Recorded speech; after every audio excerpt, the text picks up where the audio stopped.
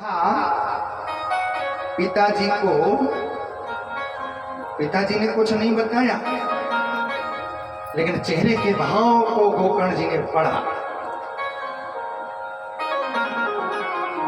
चेहरे के भाव को पढ़ने के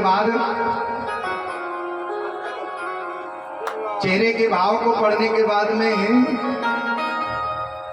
हाथ पकड़ लिया अपने पिताजी का।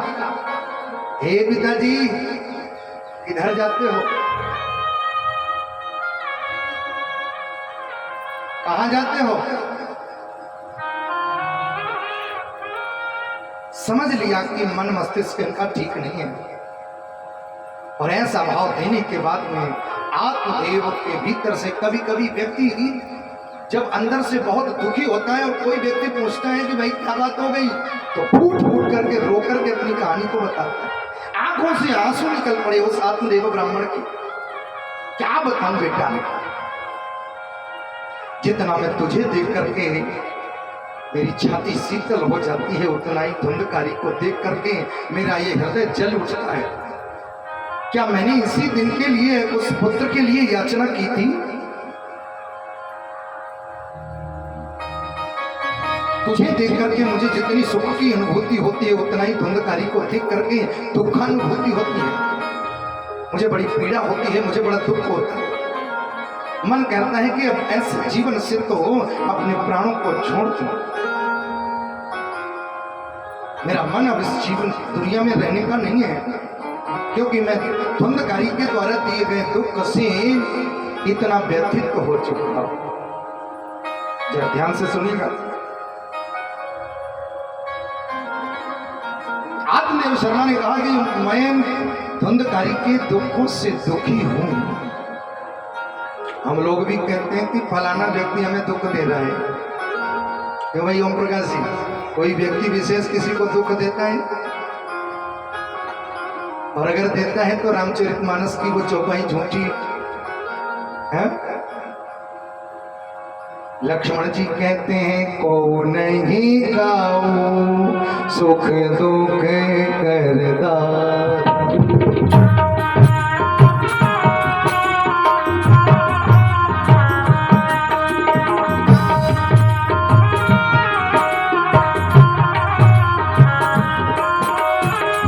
को नहीं गाऊं सुख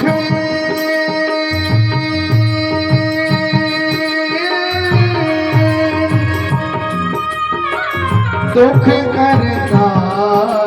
फिर दुख आते कहां से? निज कृत कर्म भोग सुधा, निज कृत कर्म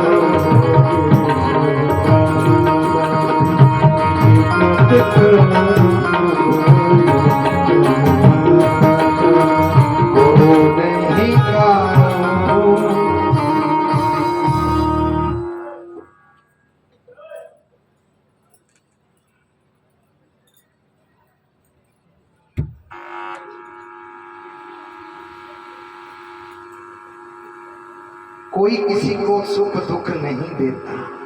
निज के किए गए कर्म ही व्यक्ति को सुख पहुंचाते हैं, और व्यक्ति के द्वारा किए गए कर्म ही उसको दुख पहुंचाते हैं। अच्छा ठीक है, बड़े ध्यान से सुनिएगा। व्यक्ति मोह के पास में बंध करके दुख उठाता है, मोह के बंधन में बंध करके। क्योंकि भागवत का ये श्लोक कहता है, नचे इंद्रस्य सुखम किंचिन। इस दुनिया में पहले तो हमारा प्रश्न है आप सभी से कि कोई सुखी है? ओम प्रकाश जी, इस दुनिया में कोई सुखी है? भागवत का श्लोक का ये भाव देखिए आप, कितना सुंदर। न चेन्द्रस्य सुखम किंचिन न सुखम चक्रवर्तिना,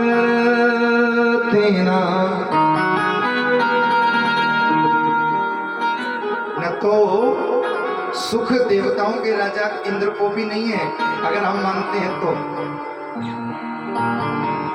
जब देवताओं को सुख नहीं है, देवताओं के राजा को सुख नहीं है, तो हम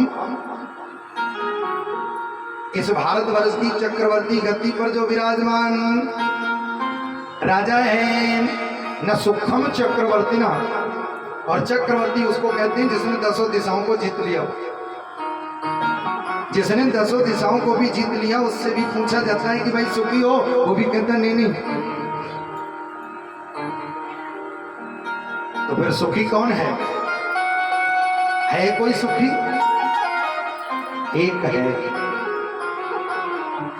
और वो कौन सुखी? सुखम अस्ति विरक्तस्य,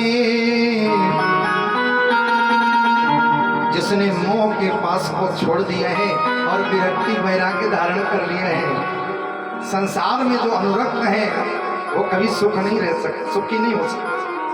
सुखी वही हो सकता है जिसने इस संसार से विरक्ति ले ली है। सुखम अस्ति विरक्तस्य मुनिरेकांत जीविना। हमारे जीवन में हम लोग 3 तरीके से दुखी हैं, चौथा दुख नहीं है। चौथा दुख नहीं है हमारे जीवन में। प्रकार अलग अलग हैं, लेकिन तरीके इनसे ही निकले हैं। कोई तन दुखी, कोई मन दुखी, कोई धन बिनु रहते उदास, और थोड़े थोड़े सब दुखी।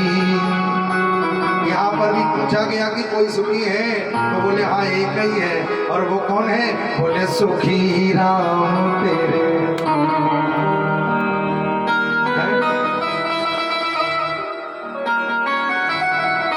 यहाँ कोई सुखी नहीं है। मैंने कल भी कहा था, दुखालयम शाश्वत इति गीता उपदेशम, ऐसा गीता कहती है। तो जहां जो चीज है ही नहीं, वहां ढूंढ रहे हो, वहां कैसे मिलेगी? दुखालय में तो दुख ही मिलेंगे।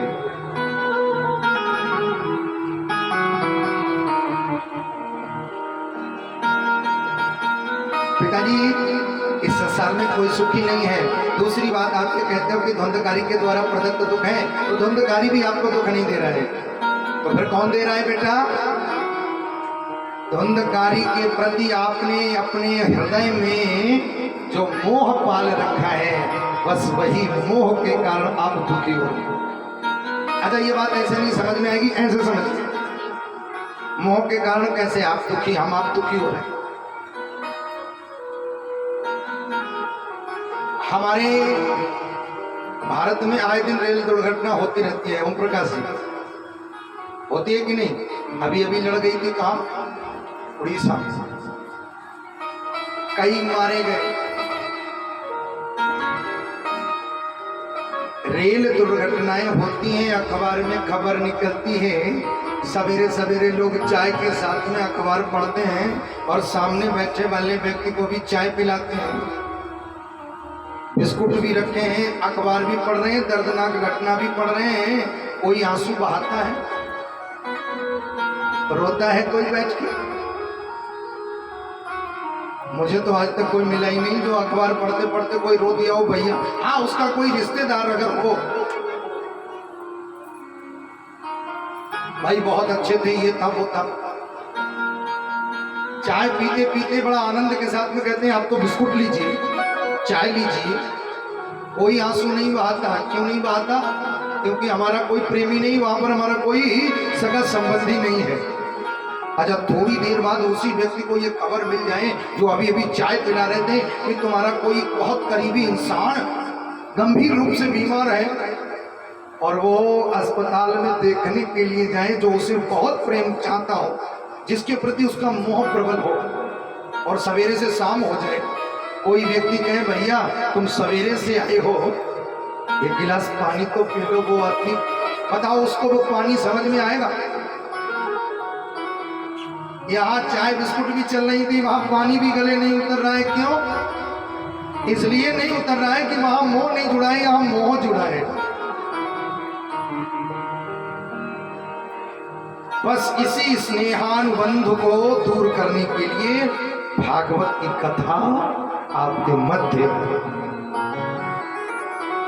प्रेम करिए, मोह मत पालिए। प्रेम में चिपकन नहीं होती, मोह में चिपकन होती है, और चिपकन हमेशा बंधन का कारण होता है,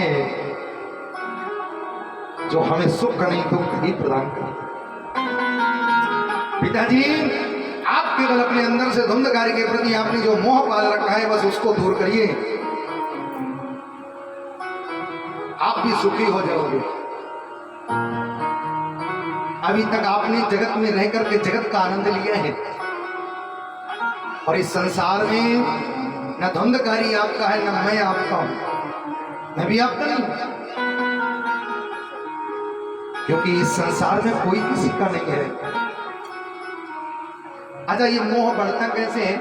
हमारे इस जीवन की यात्रा में सबसे ज्यादा अगर सुखद यात्रा है तो किसकी है भाई? हवाई जहाज की भी यात्रा है, रेलगाड़ी की भी, बस की भी, कार की भी, लेकिन अगर इनमें देखा जाए तो सबसे ज्यादा सुखद यात्रा किसकी है? रेलगाड़ी की है। हम लोग चिपकते कैसे हैं? रेलगाड़ी की यात्रा में हम लोगों ने रेल की यात्रा प्रारंभ करी, जरा ध्यान से सुनिएगा, और यात्रा करते करते ही यहाँ दोनों तरीके के यात्री हम आपको मिलते हैं, कुछ खतरनाक भी मिलते हैं, कुछ भले भी मिलते हैं। रेलगाड़ी की यात्रा में सबसे सुखद यात्रा रेलगाड़ी की है, जीवन है यात्रा में, लेकिन जीवन यात्रा में मनुष्य शरीर ही एक सुखद यात्रा है, और इस सुखद यात्रा में हम लोगों को भी दो तरीके के यात्री मिलते हैं। एक यात्री वो मिलते हैं जो बहुत खतरनाक होते हैं, जिनसे हम लोग हर समय बचना चाहते हैं, और एक यात्री वो भी मिलते हैं जो बड़े सुख देने वाले होते हैं। अरे भाई, रेलगाड़ी में जैसे ही हमने रिजर्वेशन कराया, और रिजर्वेशन कराने के बाद जैसे ही बर्थ मिली, नंबर पे चिपक करके बैठ गए, और चिपक करके बैठने के बाद में जिनका अन्य अन्य लोग हैं उनका भी रिजर्वेशन, धीरे धीरे क्या होता है, सामने वाले ने थोड़ी बात आपस में बढ़ाई, बड़ा ध्यान से सुनिएगा, आपने भी कुछ बातें मीठी मधुर करी, तो थोड़ा थोड़ा आपस में प्रेम हो गया, और प्रेम हो जाने के बाद में रात भर बातें हुई, इतना उससे व्यक्ति के प्रति स्नेहानुबंध हो गया कि स्टेशन आ जाता है, और फिर भी उस व्यक्ति को छोड़ने का मन होता नहीं है कि हम उतर जाएं, लेकिन मजबूरी है। और कभी कभी तो आदमी इतना रेलगाड़ी में अगाड़ प्रगाढ़ प्रेम कर बैठता है, जो चाह कर भी यात्रा पूरी हो जाने के बाद भी उतरता नहीं है। हमारा भी हाल वही है। हमारी भी जीवन यात्रा की जो गाड़ी है, जहां तक यात्रा पूर्ण हो गई, और जैसे ही यमराज लेने के लिए आए, और आने के बाद में घर वालों के प्रति इतना प्रगाढ़ प्रेम होने के बाद भी प्राण सहजता में निकलते ही नहीं है। क्यों भाई? किसी किसी के नहीं निकलते हैं, बड़ी कष्ट में प्राण निकलते हैं। हमारे यहाँ प्राण निकलने की 3 गतियां बताई गई हैं, और चौथी, जो सहजता में प्राण छोड़ दे, जिनके कष्ट में प्राण निकले उनके प्राण कहां से निकलते हैं? जो सहजता में जिनके प्राण निकलते हैं उनके कहां से? और जो पहले से ही अपना जीवन तैयार बैठे हैं कि कब बुलावा आए हम तैयार हैं। 3 तरीके के लोग हैं। एक वो हैं जो छोड़ना ही नहीं चाहते, और एक वो हैं जो जो जान गए हैं कि हमें छोड़ना पड़ेगा, और एक वो हैं वो पहले से ही तैयार बैठे हैं, तुम आओ तो हम तो बिल्कुल रेडी हैं। अब इन तीनों लोगों के प्राण हमारे कहां से निकलते हैं? जिनके प्राण जबरदस्ती खींचे जाते हैं, जो जिनका प्रेम परिवार के प्रति जाता है, उनके प्राण मलमूत्र द्वार से निकलते हैं, क्योंकि सहजता में छोड़ते नहीं तो यम की गदा चलती है तो मलमूत्र त्याग कर बैठता है। जिनके प्राण जो जानते हैं कि हमें छोड़ना पड़ेगा, उनके प्राण नाक, आंख, कान और मुखद द्वार से निकलते हैं। और जो महात्मा लोग होते हैं जो पहले से ही तैयार बैठे हैं, उनका ये फट जाता है, यहां से ब्रह्मरंध्र फटता है। लेकिन मरना पड़ेगा, ये सत्य है। अच्छा, मैं भी आपसे ओम प्रकाश जी बात पूछूं,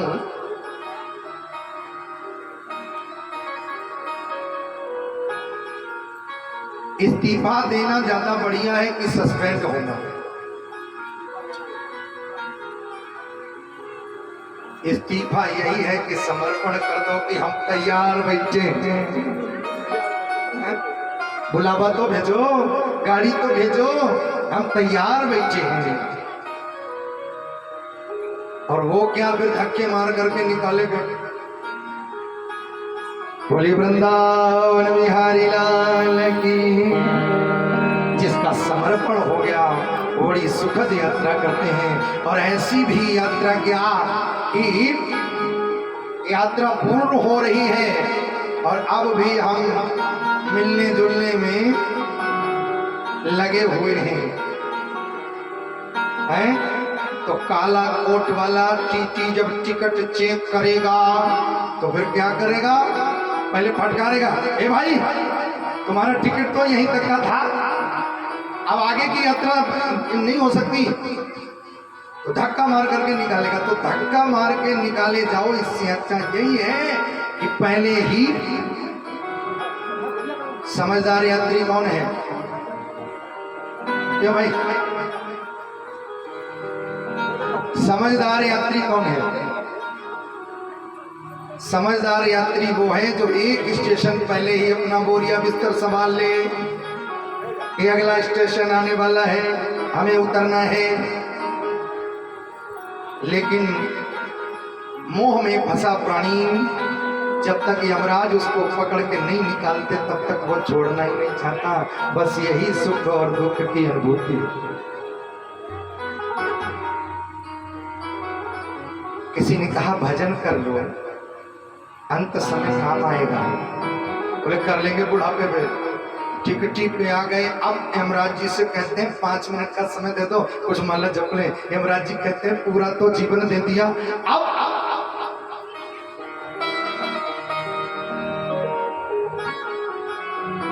वो यमराज जी फिर कहते हैं कि अब नहीं समय मिलेगा, पूरा जीवन। लेकिन ये बात मीरा जी को समझ में आ गई, कबीरदास जी को समझ में आ गई, आदि आदि लोगों को समझ में आ गई। लेकिन इतना कहने के बाद में भी हम लोगों की समझ में नहीं आता। कितना खोया कितना पाया, तोल सके तो तोल, तूने हीरा गवाया पगले, मिट्टी के मोल तूने हीरा गवाया पगले।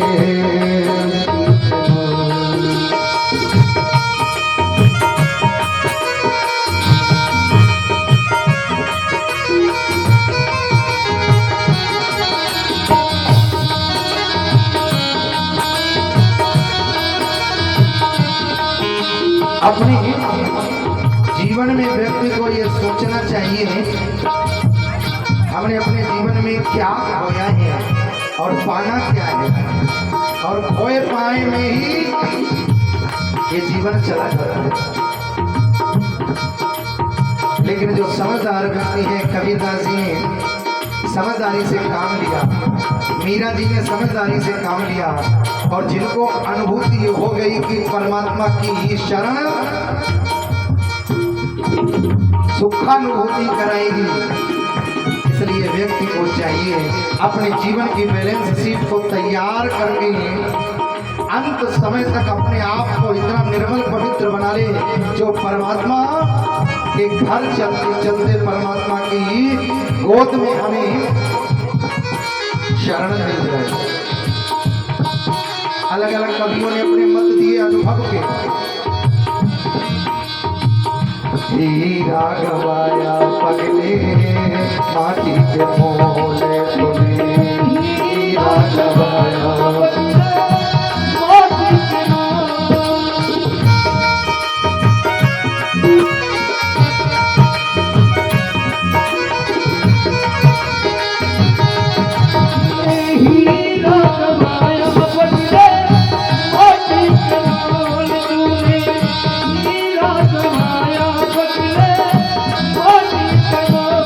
कबीरदास ने पहला अनुभव बताया।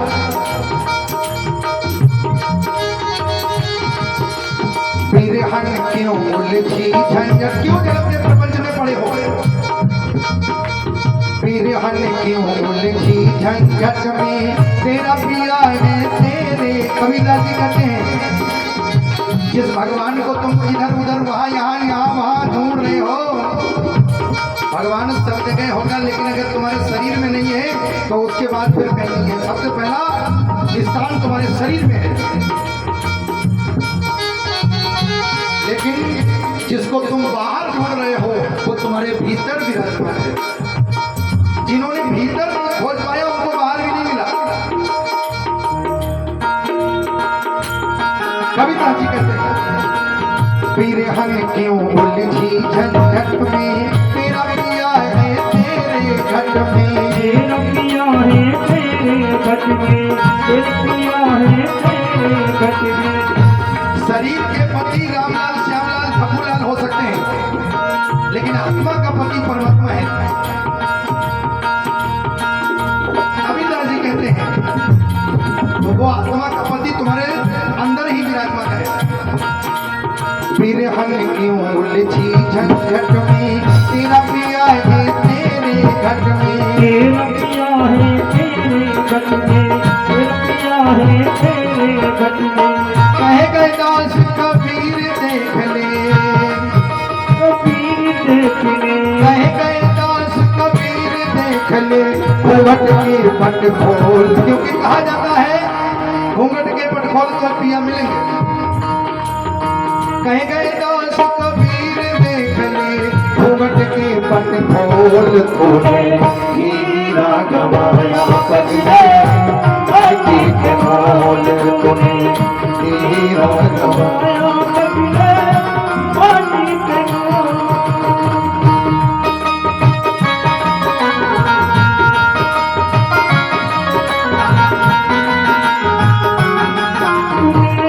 हीरा गवाया पगले माटी के मोल तूने हीरा गवाया पगले माटी के मोल। सूरदास जी के बचन एक एक जो भगवान के भक्त हुए उन्होंने अपना अपना अनुभव लिखा।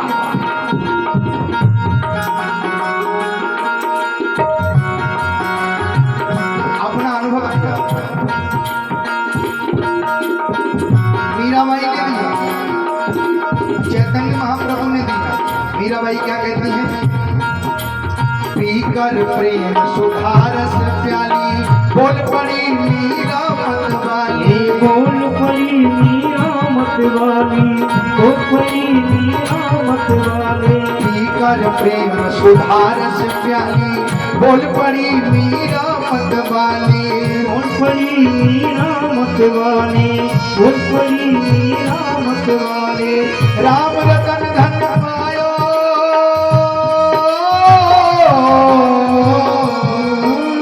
राम रतन धन पायो प्यारे राम रतन धन पायो प्यारे। राम रतन धन पायो सदगुरु निधि वस्तु अमोल तोहे हीरा गवाया पगले मिट्टी के मोल तोहे हीरा गवाया पगले माटी के मोल तूने हीरा गवाया पगले माटी के मोल।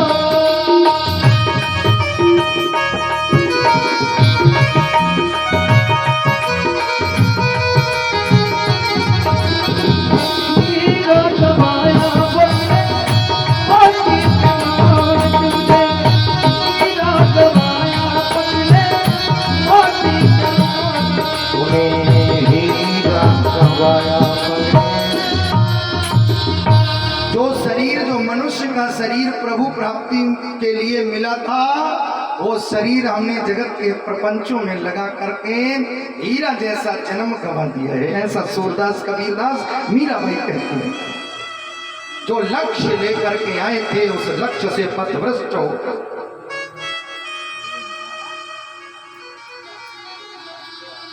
पथभ्रष्ट हो।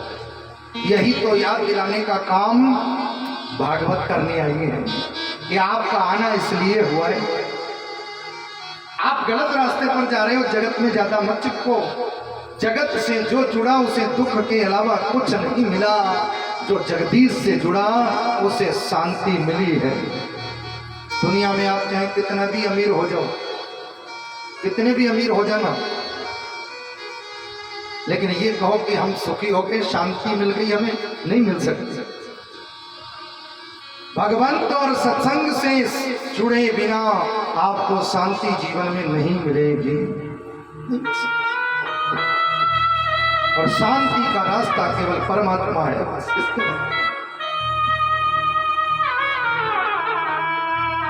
जगत तो क्रांति देगा, शांति नहीं देगा। इसलिए क्रांति से शांति की ओर आना चाहते हो तो परमात्मा से जुड़ना पड़ेगा, सत्संग से जुड़ना पड़ेगा। आपके सामने कहानी है, पंडित जी अपने बच्चे के लिए कितना व्याकुल थे, एक पुत्र हो जाए, लेकिन जिस पुत्र से सुख की इच्छा किए थे, आकांक्षा किए थे, वही पुत्र सबसे ज्यादा दुखी कर रहा है।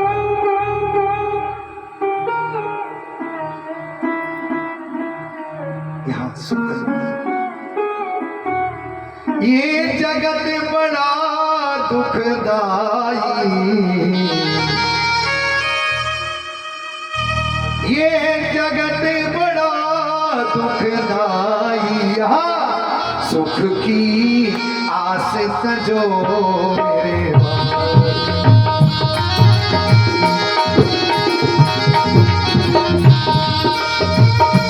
ये जगत बड़ा दुखदाई, जगत बड़ा दुखदाई,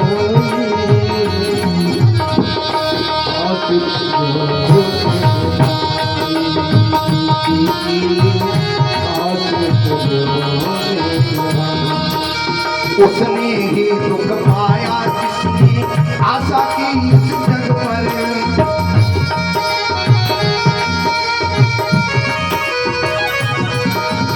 उसने ही दुख पाया जिसने आशा की इस जग पर। इस दुनिया से मोह लगा कर बोलो प्यारे किसने, कब चैन की बंशी बजाई। इस दुनिया में की बांसी बजाई, जगत से प्रेम करके कोई सुखी नहीं हुआ। उसने ही दुख पाया जिसने आशा की इस जग पर।